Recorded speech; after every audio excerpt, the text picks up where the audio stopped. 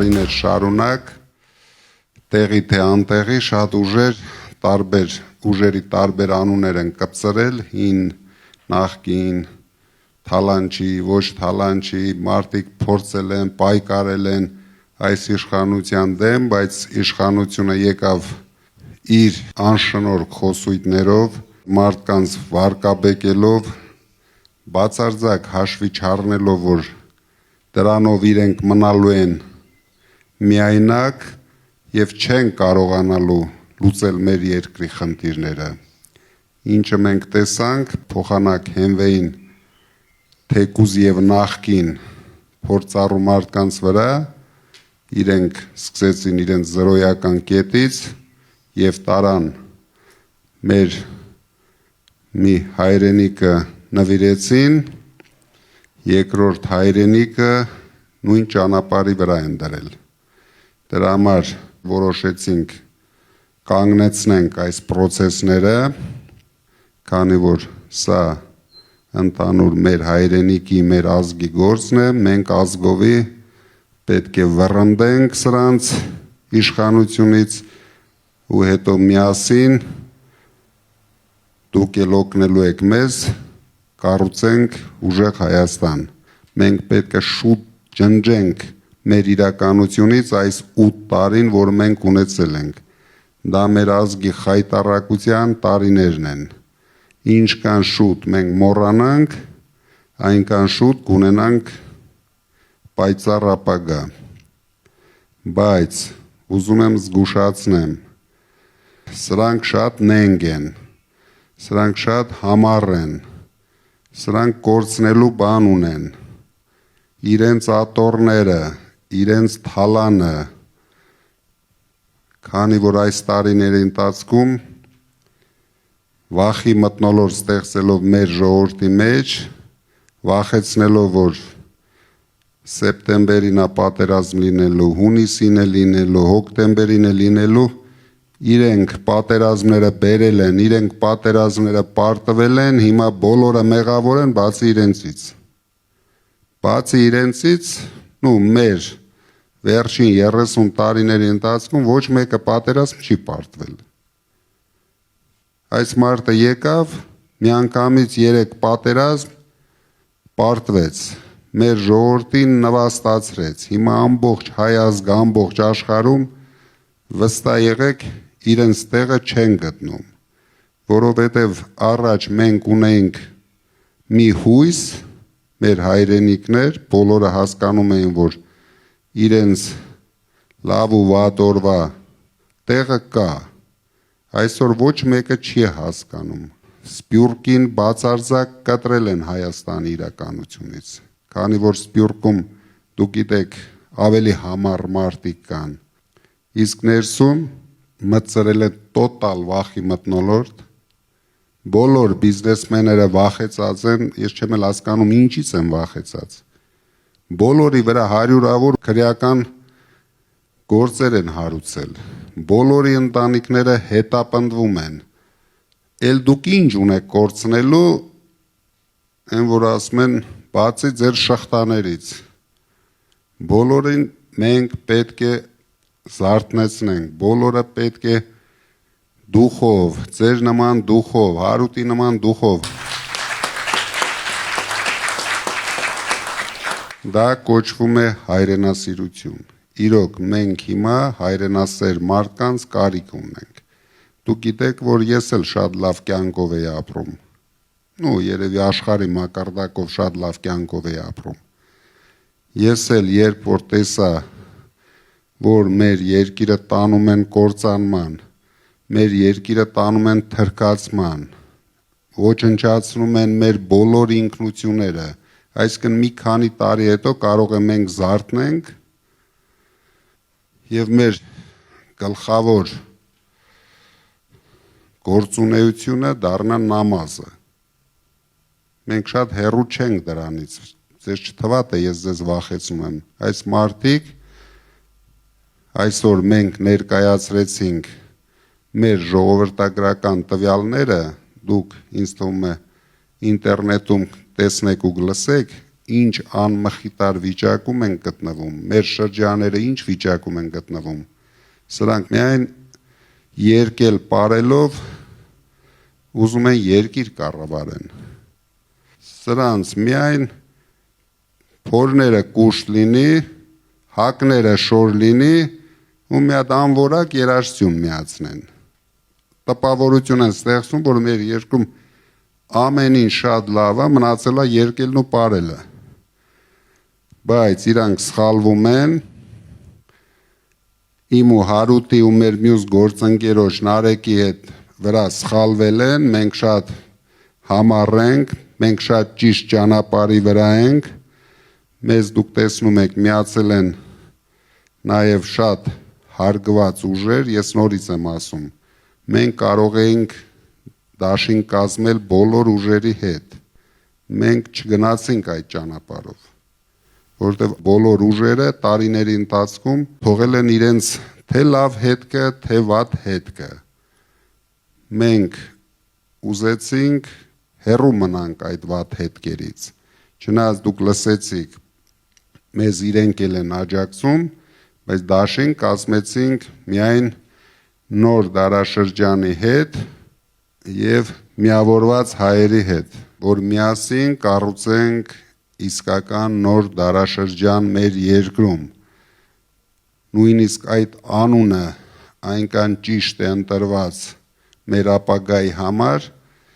դրա համար մենք ուժեղ Հայաստանով կառուցելու ենք նոր դարաշրջան միասին։ Ես հիմա փոխանցեմ Հարութին, ինքն էլ կասի իր խոսքը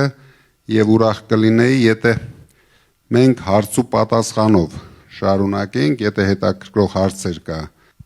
Շնորհակալություն, պարոն Կարապետյան։ Նախ ուզում եմ իմ եւ մեր բոլորի անունից շնորհակալություն հայտնել հյուրընկալության համար, ինչը այս լարված օրերին, երբ ամեն րոպեն, ամեն վայրկյանը բոլորի համար ու հատկապես նաև ձեր համար թանկ է, դուք ժամանակ գտաք հատկացրեցիք, որպեսզի ավելի անձնապես անմիջական շփում ունենանք։ Մեր մեջ կան անձինք, ովքեր պատրաստվում են ձեզ հարցեր ուղղեն, հենց ձեր ասած տարբերակում։ Շատ շնորհակալ եմ, որ եկել եք։ Հիմա եթե հարցեր ունեք, Պարոն Կարապետյան, ես հիմա հարց չունեմ, ուղղակի որպես առաջարկ։ Քանի որ մենք ասում ենք փոքր բիզնեսը զրո հարկ պիտի վճարի, ես կխնդրեի նաև մեր այսպես ասած այդ ծրագրային դրույթի մեջ մտցնենք փոքր բիզնես զրո վարչարություն գաղափարը, որովհետև այսօր ամբողջ բիզնեսը տառապում է այդ վարչարության, այսինքն ոչ թե վարչարության, այլ տերորից։ Փոքր բիզնեսը տառապում է իր ձևով, մեծ բիզնեսը տառապում է իր ձևով։ Մենք ուղղակի փոքր բիզնեսի համար եւս մտցնենք այդ գաղափարը զրո վարչարություն փոքր բիզնեսի համար, մեծ բիզնեսի համար արդար վարչարություն։ Շատ կարևոր հարց եք բարձրացնում։ Մենք երբ ասել ենք զրո հարկ փոքր բիզնեսի համար, մենք նկատի ունեցել ենք, որ վարչարարությունը հասցնելու ենք մինիմումի, բոլոր տիպի։ Փոքր բիզնեսով զբաղված մարդիկ չպետք է տեսնեն իրենց հսկող մարդկանց, բայց փոքր բիզնեսի մեջ կան այնպիսի բնագավառներ, որոնք ուղիղ կապ ունեն մարդկանց կյանքի հետ։ Ու ասենք, հացի փուռը չի կարող չստուգվել սանիտարական նորմաների հարցով, կամ այդպիսի հարցեր։ Մաս կտրողներին խոստանում ենք, որ վարչարարություն չի լինելու, բայց ինչը վերաբերվում է սննդի կետերին, սնունդ արտադրողներին, դա մի քիչ դժվար հարց է, բայց հասցնելու ենք մինիմումի, որ հիմնականը սանիտարական հսկողությունը բարվոք լինի։ Բարև ձեզ, հարցս արհեստական բանականությանն է վերաբերվում։ Տեսեք, այդ արհեստական բանականության հարցը Նիկոլենք դարձրել են ոնց որ իրանց մենաշնորհը, բայց մենք որպես նոր դարաշրջան գնացող ուժեղ Հայաստան, մենք պետք է այդ զենքը, որը 21-րդ դարի երկրորդ կեսի զենքն առնելու, դա պետք է մեր ձեռքում լինի, որպես ինդուստրիա եւ ոչ թե որպես յուզեր օգտագործող։ Ես պատասխանում Ուզենամ, որ դուք դրա մասին ասեք։ Ես հասկանում եմ, որ դա պետք է լինի մեր երկրի զարգացման ապագան։ Առաջ երթին ուզում եմ ձեզ ասեմ, որ մի հավատացեք, թե ինչ որ մեկը գալիս է Հայաստան, մեկը 500 միլիոն, մեկը 9 միլիարդ, մեկը 5 միլիարդ, 8 տարի այս մարդիկ եղել են իշխանության։ 8 տարվա ընթացքում մի հատ հավի բուն չեն սարքել։ Սա իրենց մասով։ Ինչ վերաբերվում է արհեստական բանականությանը, ես ավելին ասեմ, մենք հատուկ գոտի ենք ստեղծելու, հատուկ համալսարաններ ենք ստեղծելու,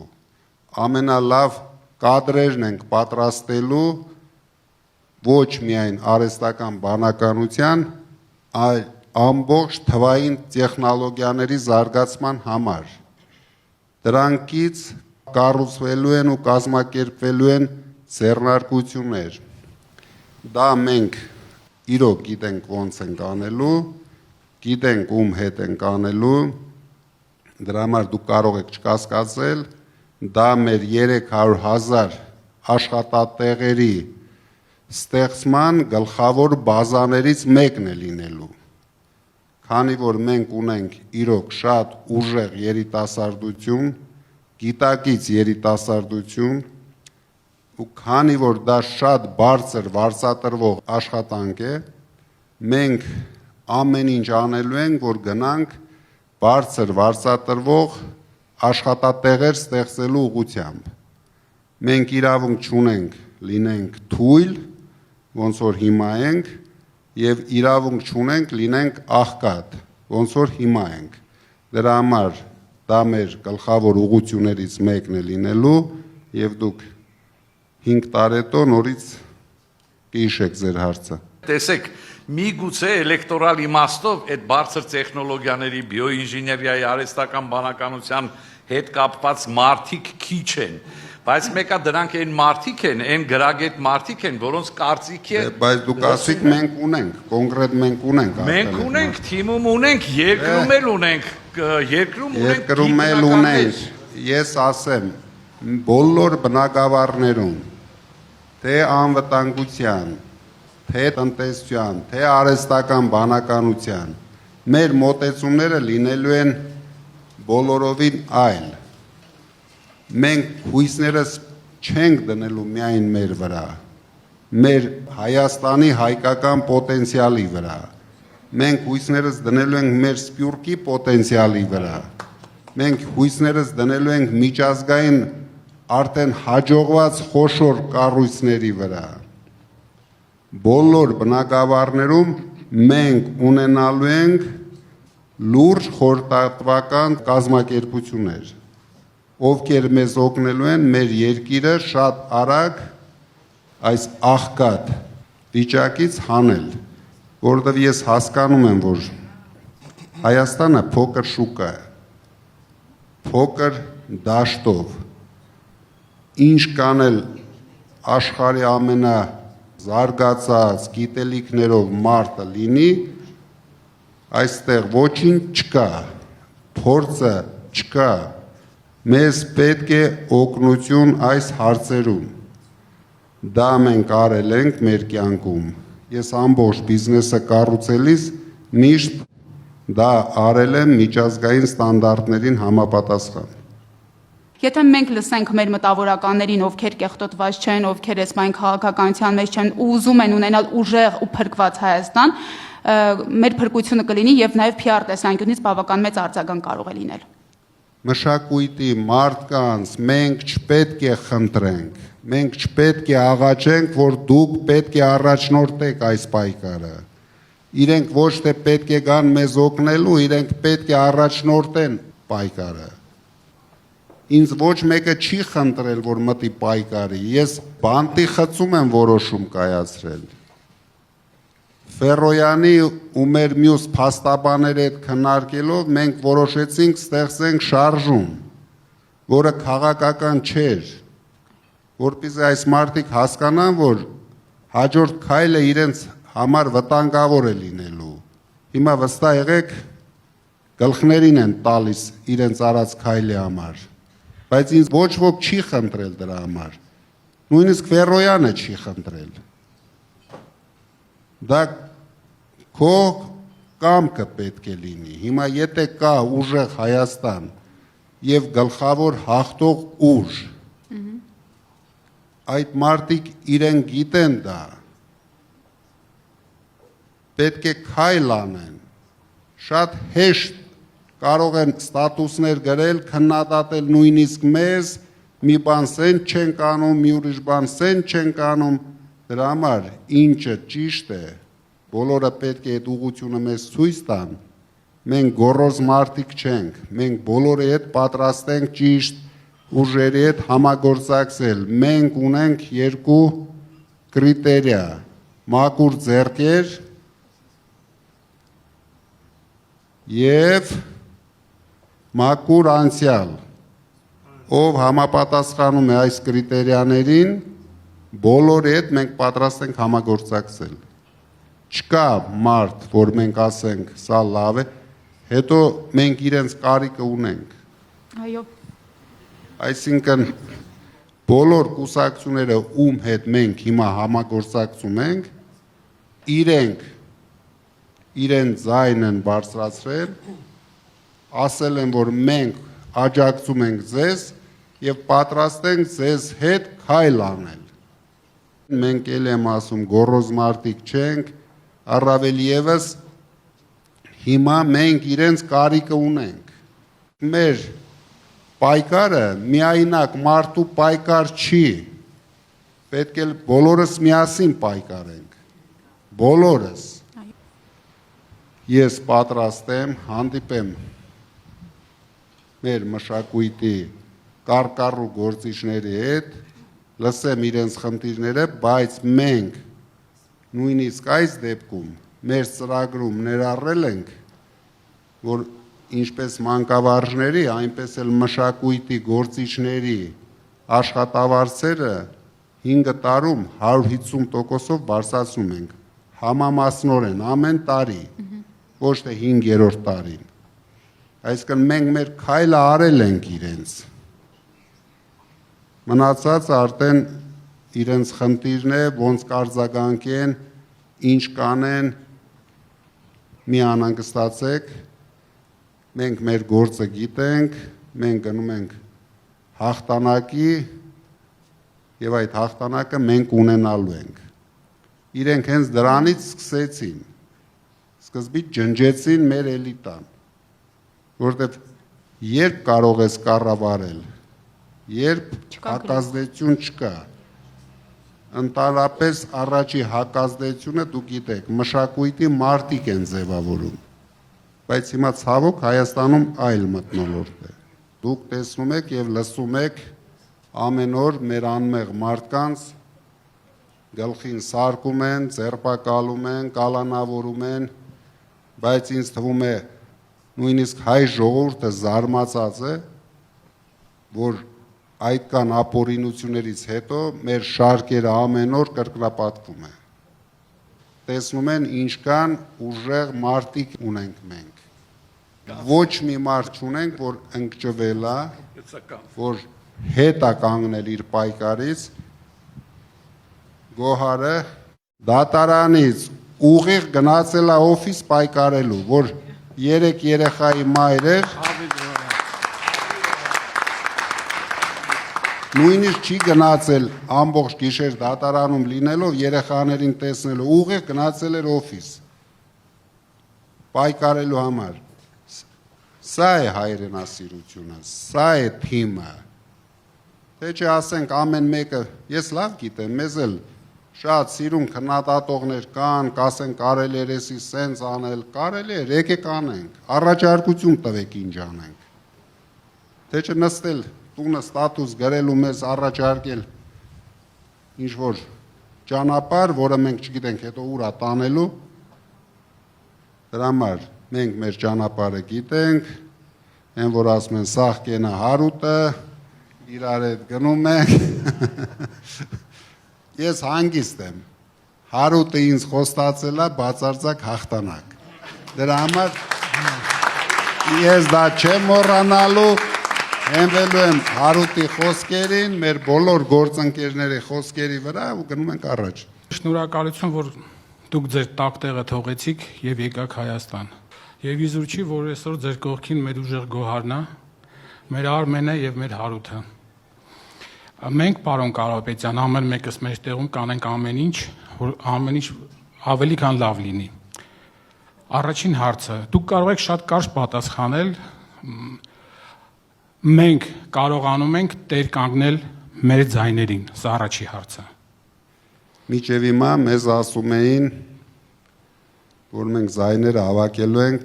տանք Քոչարյանին, որովհետև մեզ չեն գրանցելու։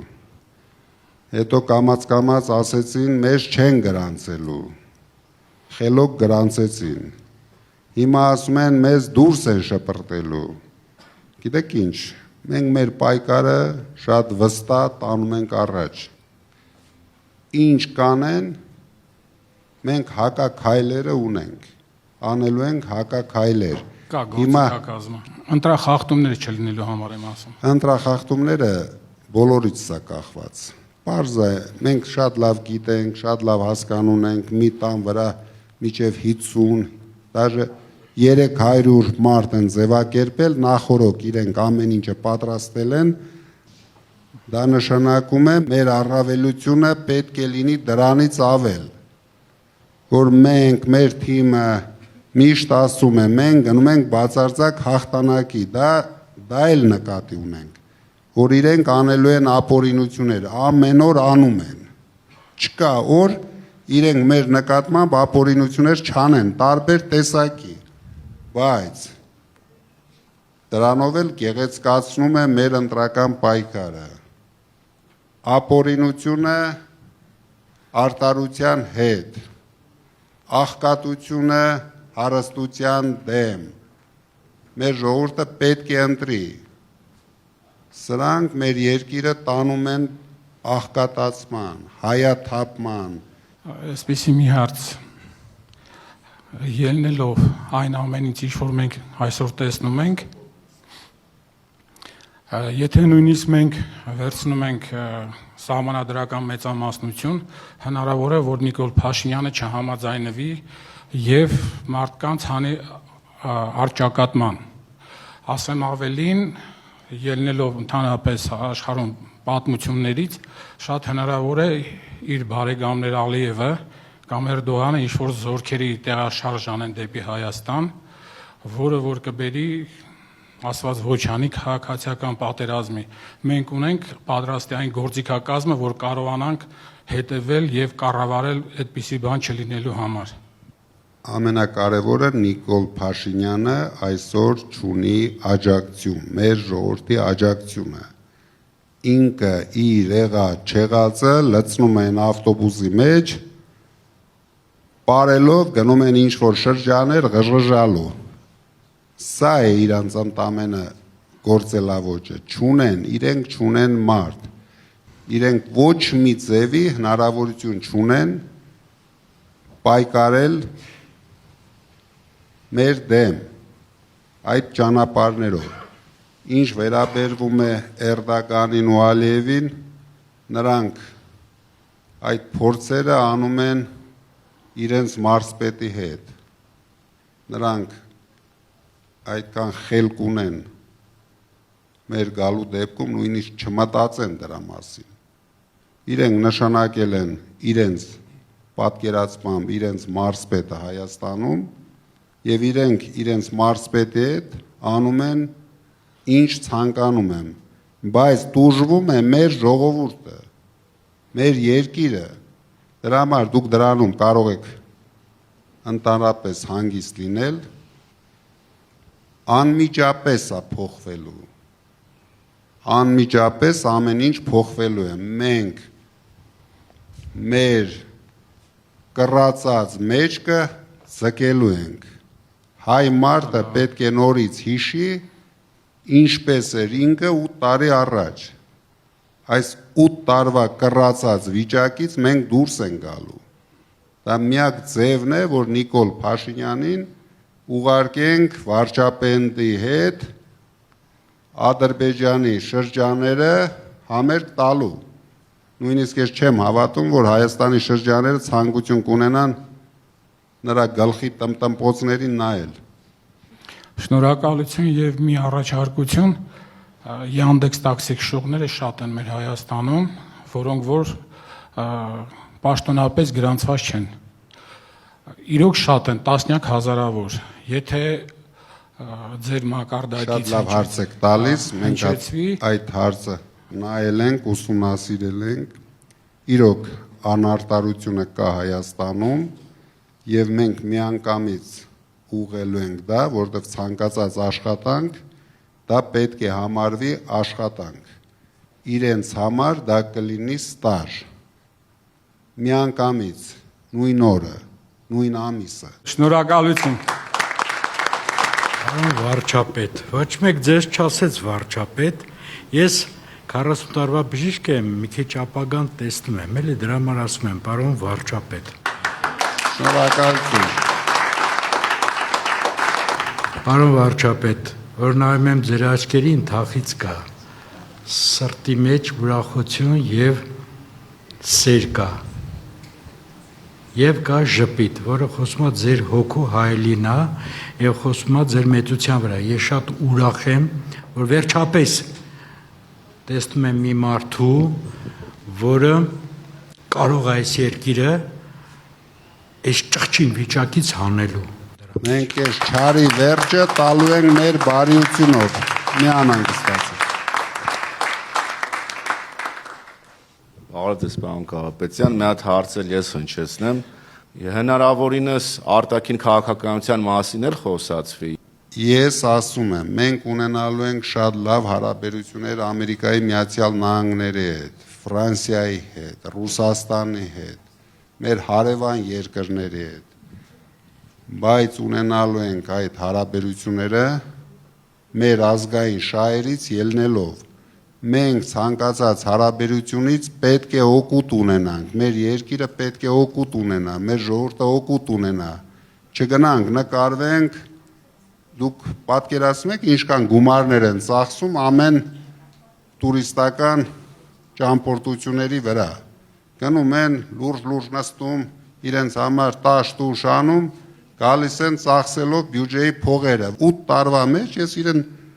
կոնկրետ առաջարկություն եմ անում, կոնկրետ մեկ օգուտ $100 գրպանից հանի ցույց տա, որ գոնե ինք անձամբ $100 ստացել։ Այս մարդիկ բացարձակ չեն հասկանում, որ գլխավորը գումար աշխատելն է, ոչ թե գումար ծախսելը։ Մենք լինելու ենք գումար աշխատող կառավարություն։ Իրենք ընդամենը մեկ ձևով են գումար աշխատում։ Վարկեր են վերցնում, տանում ասֆալտ փռում։ Այսինքն ուրիշ բան 8 տարվա մեջ դե մենք հայտարարություն ենք անում։ Թող ցույց տան։ Եթե արել են մի հատ գործարան ցույց տան 8 տարվա մեջ գոնե մեկ գործարան բացի մեր կառուցած 10 գործարաններից այս 8 տարվա մեջ թող մի հատ ցույց տան 200 մարդ աշխատող հիմնարկ։ Դուք պատկերացնում եք դա ինչքան արդեն նույնիսկ խոսք չունեմ ասելու, բացատրելու, մարդիկ 8 տարի ինչով են զբաղված եղել։ 8 տարի այս մարդիկ խապելով ժողովրդին հայաթափել են մեր սահմանամերձ տարածքները։ Հիմա որ փակում են 230 հատ դպրոց, ում համար են փակում։ Պարզ չի, որ ադրբեջանցիներին բերելու են այդ դպրոցներում ուրիշ ինչ կա անելու։ Պարոն Կարապետյան, նաև այս առումով հենց եվրոպական միության հետ տնտեսական առումով զարգացման հետ կապված կարելի ավելի շատ Եվրոմիությունը մեր համար լինելու է կարևոր գործընկեր։ 800 միլիոնանոց շոկա է ինքը իրանից նաև։ 400 միլիոնանոց է, բայց շատ հարուստ շուկա է, դրա համար ես ասում եմ ցավ է, որ մենք ընդամենը կարողացել ենք 30 տարում ունենալ $200 միլիոն շրջանառություն, ոչ թե օգուտ, շրջանառություն։ Դրա համար ես ձեզ վստահեցնում եմ այդ հարցերում դուք մեզ վստահեք, նույնիսկ մենք հարցումներով ենք տեսնում, որ բնակության մոտ 2/3-ը այդ հարցերում մեզ վստահում է, որ տնտեսությունը մենք լավացնելու ենք։ Եվրոմիությունը կարևոր գործընկեր է, Ֆրանսիան շատ կարևոր։ Ես ասել եմ, որտեղ ապրում են մեր հայրենակիցները, մեր հայերը, այդ պետությունների հետ մենք պետք է ունենանք շատ լավ հարաբերություն, որպեսզի այդ մարդիկ իրենց տվյալ երկրներում իրենց լավ զգան։ Իսկ ինչպես կարող ենք մենք փչացնել հարաբերությունը, թշնամացնել Ռուսաստանի հետ, եթե Ռուսաստանում 3 միլիոն հայ է ապրում, մոտ 3 միլիոն տարբեր թվեր են ասում, ես հաստատ համոզված եմ, որ վստահ եմ, որ իրենք ոչ մի քայլ չեն անելու, սրանք Եվրոպայի տեղը չգիտեն նույնիսկ, ձեռները բռնես տանես Եվրոպայի ցանկացած մայրաքաղաք, էլ հետ չեն կարողանա գան Հայաստան, ինչ Եվրոպա սրանց համար։ Այս հարցում նաև Սփյուռքի դերակատարումը ինձ թվում է օգուտ կտա նաև։ Դե Սփյուռքը մեր գլխավոր, մենք միշտ հայտարարում ենք, մեր գլխավոր պոտենցիալն է։ Չօգտագործել այդ հնարավորությունը, ընդամենը մի հատ սահմանադրության մեջ 148 հոդված են դրել, որով սահմանափակում են Սփյուռքի ներկայությունը Հայաստանի կյանքում։ Այսինքն մենք կարող է հիմա Ամերիկայում ունենք աշխարհի ամենատաղանդավոր տղան, ով կարող է 5 օրում Հայաստանի համար անի ավելի շատ, կամ բոլորս միասին 30 տարում։ Բայց այդ մի հոդվածով մենք իրեն ասել ենք խելոք նստի տեղդ։ Հանկարծ մեր կողմը չնայես, այստեղ միայն ուրախ ավտոբուսի ժողովուրդը իրավունք ունեն երկեն պարեն։ Դա է խնդրեմը, որ մենք վախենում ենք, միշտ ենք վախեցել դրսի մարդկանցից, մենք չպետք է վախենանք, մենք պետք է խնդրենք, խրախուսենք,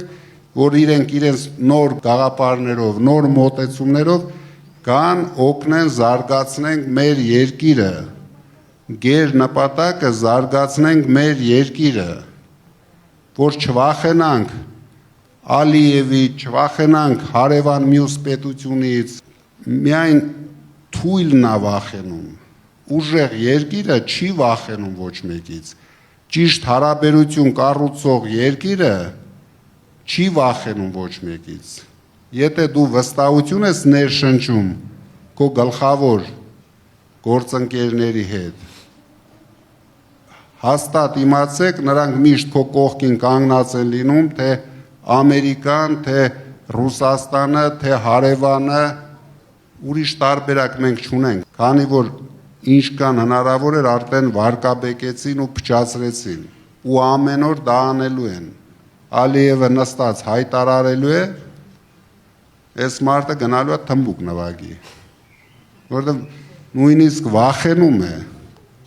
լրագրողները երբ ինձ հարց տվեցին, բախի եք սենց ասում 300,000 ադրբեջանցիների մասին, ես ասեցի, եթե չկա 300,000 ադրբեջանցիների մասին խոսք, Ալիևը հայտարարել է, թող բարձրանա ազգային ժողովի ամբիոն, հիմա նույնիսկ համաձայն եմ, այն կառավարության հարց ու պատասխանի ժամանակ թող ասի, չի կարա գա, չի գա